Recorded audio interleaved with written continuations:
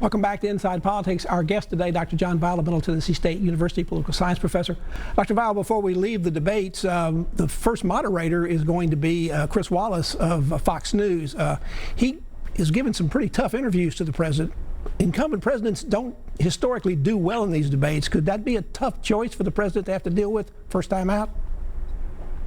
Well, it could be. And, the irony, of course, is that he's from Fox News, which is generally, considered to be sort of the talking points, sometimes setting the president's agenda, certainly often reflecting it. So I think it's a choice that'll bring a few more listeners or viewers probably than another would be. In 2016, the president got a lot of mileage out of publishing a list of conservative justices that he would look at to put on the Supreme Court. He did it again in 2018 when he had an active Supreme Court nominee before the Senate at that time.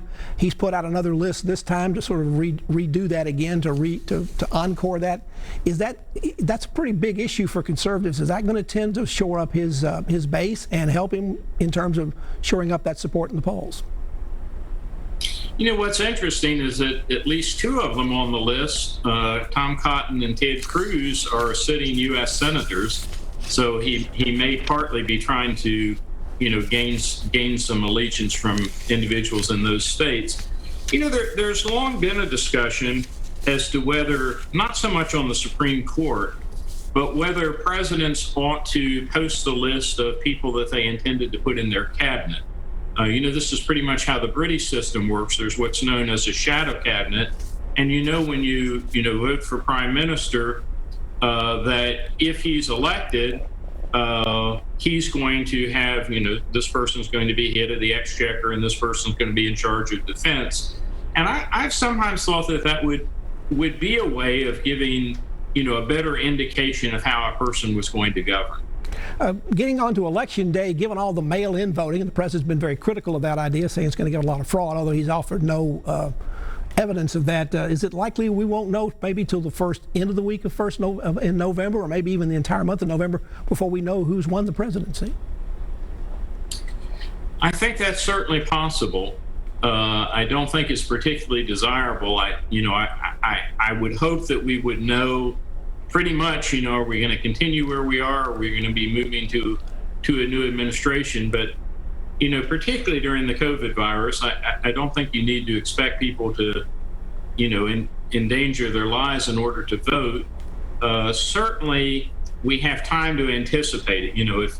If we're going to count manually all the votes that have come in by mail, then states ought to be on alert that we need to have a group of people there and ready so that they can open them on election night and make as good a progress as we can. Are we likely to see an evolving set of returns? Election night, if the Trump voters vote early, as they seem to be, or vote day of, and the Biden people vote more by mail, are we going to see a situation election night where it looks like Trump is going to win, but that may change over time, and then we get back into a Gore-Bush situation with sore losers and count every vote, and we get into the courts and it gets to be a real mess again like it was in 2000?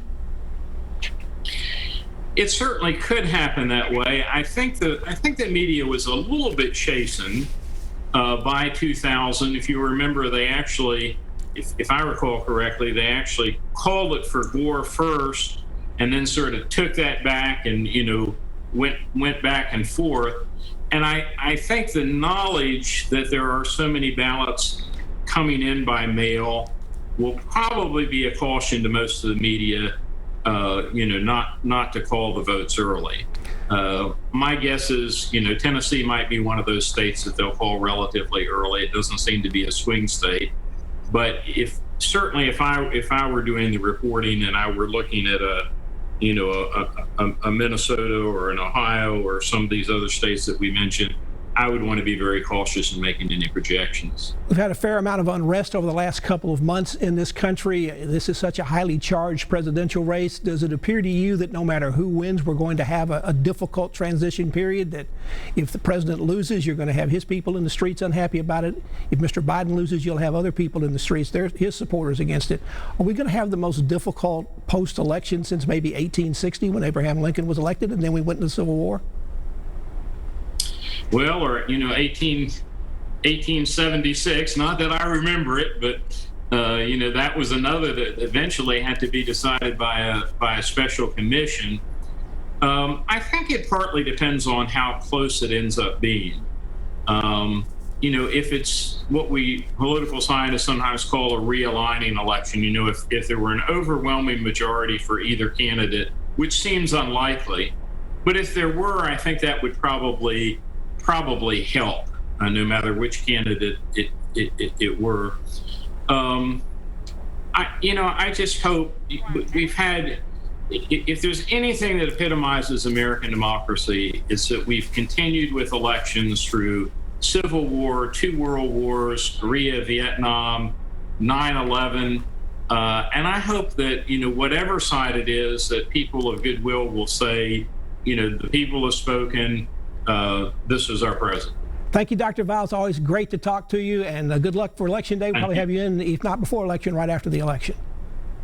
Sounds great. Good talking to you. And thank you for joining us on Inside Politics. Hope you'll be back here again for a future show. If you can't get enough politics in the meantime, go to the News Channel 5 website. You'll find my Capitol View commentary there. There's a new commentary posted every Friday afternoon. Enjoy the rest of your weekend, and we'll see you back here next time. Goodbye.